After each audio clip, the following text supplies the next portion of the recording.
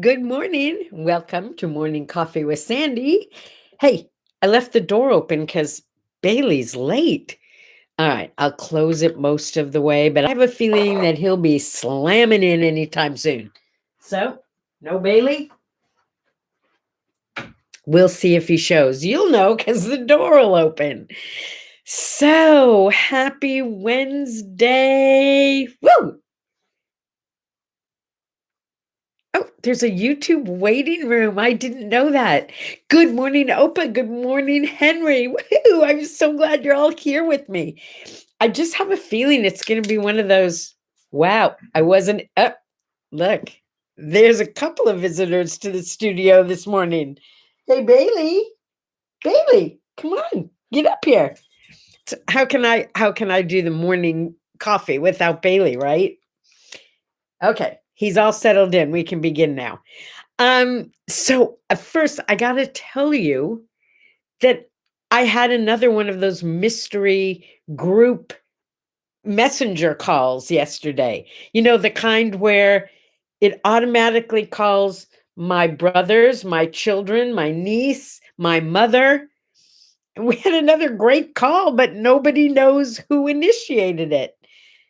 We just figure we're supposed to be doing it. What do we know? It's like so bizarre, so strange. It's Wednesday. I love Wednesdays because I have generally my toughest tennis matches on Wednesdays.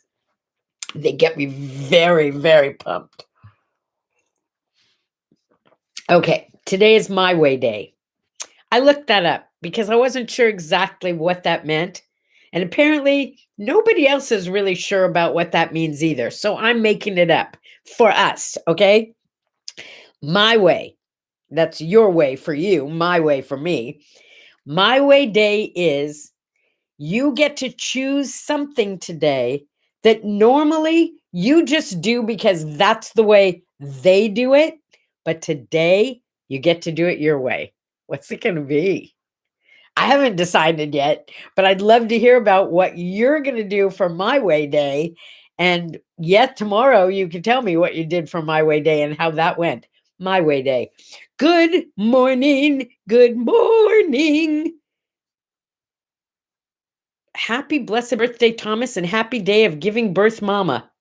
Does that mean Thomas is someone's, well, obviously someone's son, but whose son is it? Good morning, JB.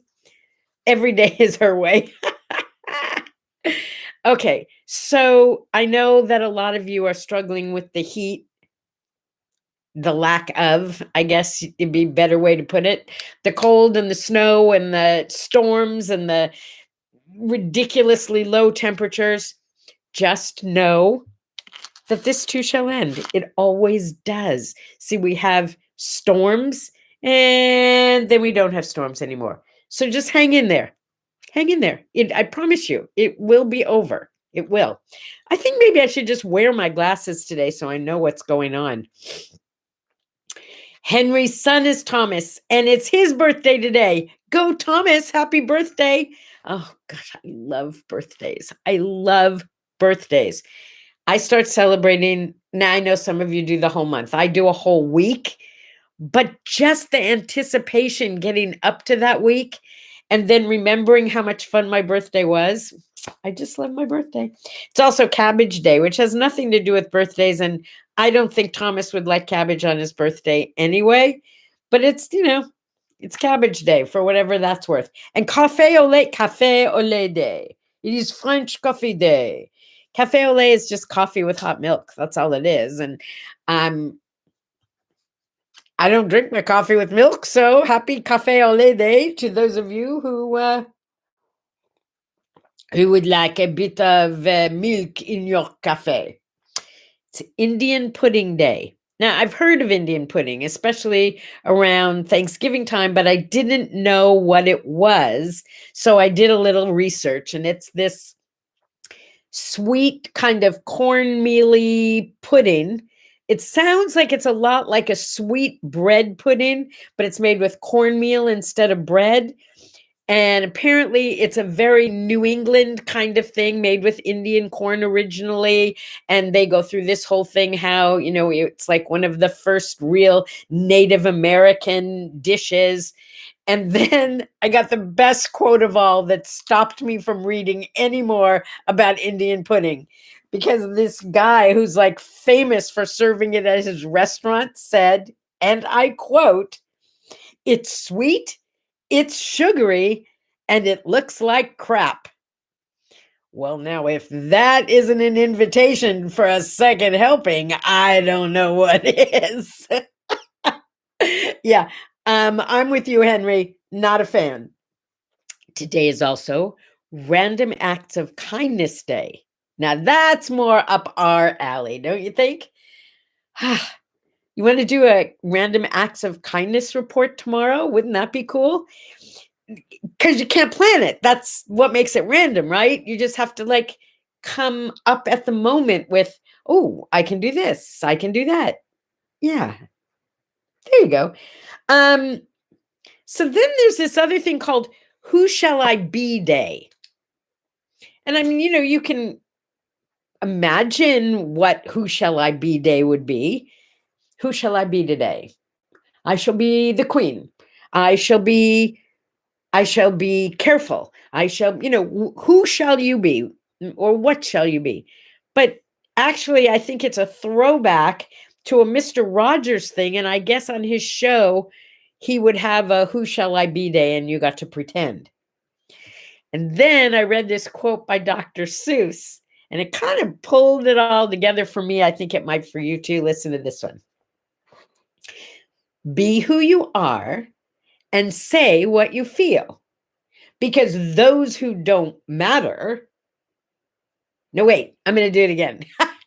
Be who you are and say what you feel, because those who mind don't matter, and those who matter don't mind. I love that. Yeah. So be you. You know what? Be you. Because that's the thing you're the best at. And why don't we all do what we're best at? I like that. Michael Jordan's birthday. Happy birthday, Michael Jordan. Boy, he's been successful, huh? Interestingly, although I think of him as like famous basketball player, when you look him up, the first thing it says is businessman. I guess that guy has made the bucks, right? Happy birthday, Michael Jordan. My favorite Michael Jordan quote is, "Some want it to happen. Some wish it would happen. Others make it happen." So I guess in that regard, he's saying he makes it happen, be a Michael Jordan. Yeah. Oh, the quote in word art? Oh, that's a long one. Be who you are and say what you feel, because those who mind don't matter, and those who matter don't mind.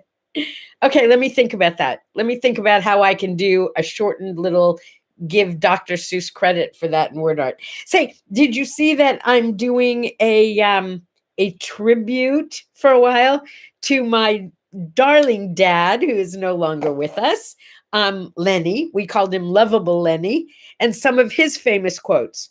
Some of them I can't really put into word art, but I'm putting the ones I can into word art. Did y'all have a dad who said, "Don't touch the walls. Keep your fingers off the walls"?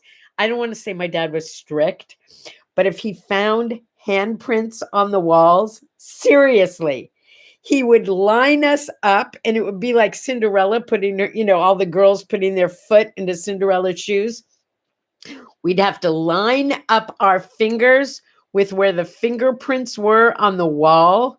And if ours fit, we got punished. No kidding. I mean, like, we didn't get beat or anything like that. Did we? Nah, we didn't get beat. I would get smacked once in a while. Yeah, but when we were little, we'd get a brush or a belt on our butt. Come on, that's not right. I didn't do that to my kids because I thought that was like corporal punishment was bad, especially for children. What an awful lesson. But that's just the way it was back then, If your kids were out of line, bam, smack them. Anyway, yeah. So Lovable Lenny was like crazy smart in the areas where he was crazy smart. And that would be like in the areas of science and math. And he was like, he was an electrical engineer. He worked on Minuteman missile. He was on all these presidential blue ribbon uh, committees to design important things like the Abrams tank. He designed the Abrams tank. He was always doing something very important. He didn't know any movie stars, so we didn't think he was all that cool, right? When I was going through my mother's stuff the other day, and just some old papers, I came across, I don't know if you're going to be able to see it, but I'll try. I came across this. It's a painting that was in the Chicago Sun-Times by Leonard Schneider. That was my father. Thule High School in 1939. He was a whole 15 years old, and he painted this. I mean, the guy was unbelievable. He was a lefty, which I am not. I kind of always wanted to be because I always liked being like my dad. But he seriously could take a pencil or a pen in each hand simultaneously and write perfect mirror images in his perfect cursive writing. The guy was unbelievable. Anyway, there were things that Lenny was famous for saying. So I've decided to take some of them and word art them. And the one that's out there today on What Do I Say, What Do I Do? It doesn't matter who gets the credit as long as you get the result. If you think about that, for a guy who was like really right all the time, that's a pretty heavy principle. But he lived that principle. He didn't care if he got the credit or you got the credit, as long as the job got done and got done well. It's quite a good principle to follow. It sure takes the ego and puts it on the shelf, doesn't it? Practice that one today. There's more coming. He was a pretty wise guy. He was a wise guy. Yeah, but I could beat him at word games, okay? I was the wordster. He was the brainster. I was the wordster. But I could never beat him at chess or anything like that. That's for sure. What else? Okay. In 1876, get ready, guys. This is a big one. You ready? Sardines were canned for the first time. There you go. When's the last time you had a sardine? I don't even remember. I don't. But I do remember as a kid, we had sardines a lot, and I liked them. Did you ever have smelts? I don't even know where you buy them. Smelts are these little teeny tiny fish, like almost like a feeder fish, I guess. They're seriously, they're only about this big. And you like the way my mom did it, she used to cut the heads off for us because I can't eat fish heads. It's too gross, right? So we'd get these smelts, no heads, and clean them, and then roll them in like crumbs and egg and stuff like that, get them all coated, and then fry them up. And you eat the whole thing, bones and all, because they're so tiny. The bones like aren't really like bones. Oh my, they're like crispy is what they are. And the little tails are really crispy. Okay, I know it sounds kind of gross, but smelts. Anybody else out there? Anybody? Never. Ew, sardines, smelt, yuck. Okay, come on. Anyone who loved smelts? Smelts were so good. If I knew where to buy them, I would make them tomorrow. I loved smelts. Truly. What are the things that your mom used to make for you that you haven't had in a million years? Liver and onions. Did you hate liver and onions or did you love it? I loved it. I went out a few weeks ago. It was the first day that we were allowed to go to a restaurant and eat outside. And we went to this restaurant in Palm Springs, a deli-like place, and we were going to just take food out. But when we got there, they had taken the the parking lot, and they put up this like big canopy, no sides on it. So it wasn't like being inside. There was lots of air. There were like 20 tables set up on this giant parking lot.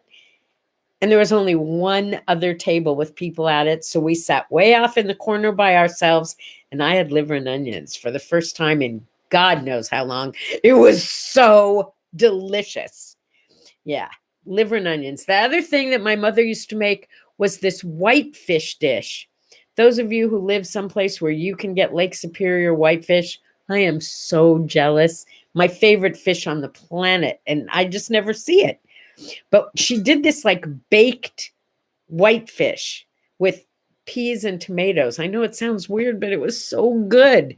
That, and sometimes we'd have sardines. She used to make us salmon patties. Love salmon patties. I still make them for myself. It's like comfort food. Sardines. I'm going to have to look into that. If they're on my list of inexpensive foods, meaning foods that I can eat a lot of because they're not going to put the weight on, I'm going to go get me some sardines. Yes, ma'am.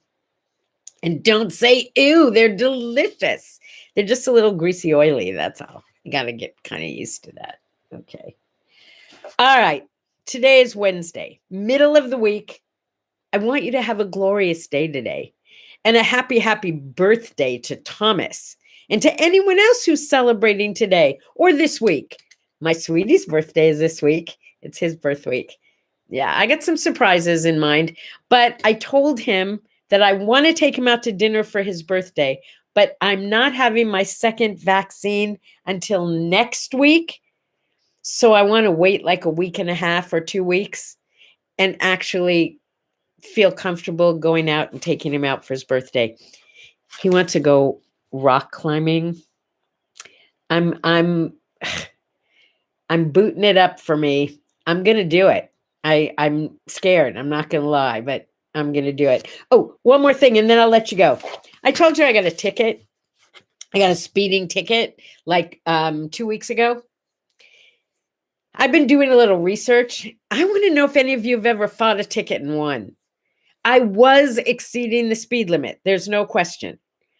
But I was not driving recklessly. I was not passing anyone. I was just keeping up with traffic. But I looked at the ticket and it said I was going 12 miles over the speed limit. Well, you can kind of get away with 10, but not with 12. So I thought, well, okay, I can't fight it. So I went and I drove the route again. Seriously, from my house to approximately a quarter of a mile before I got the ticket, the speed limit is 50 miles an hour. The guy pulled me over right after the speed limit changed to 45. That's why I was going 12 miles an hour over the speed limit. I hadn't even seen the sign yet. Anyway, that's my story. If you fought a ticket and won, I want to hear about it because I want to try it. And yes, Jonathan, I'm talking about Sherman's in Palm Springs. Yay! Okay, guys, tomorrow, Thursday, hump day. See you then. Let me know what random act of kindness you do today, please. And if you're going to do something your way, I want to know what it was that you got brave and did your way today. Be you. Bye.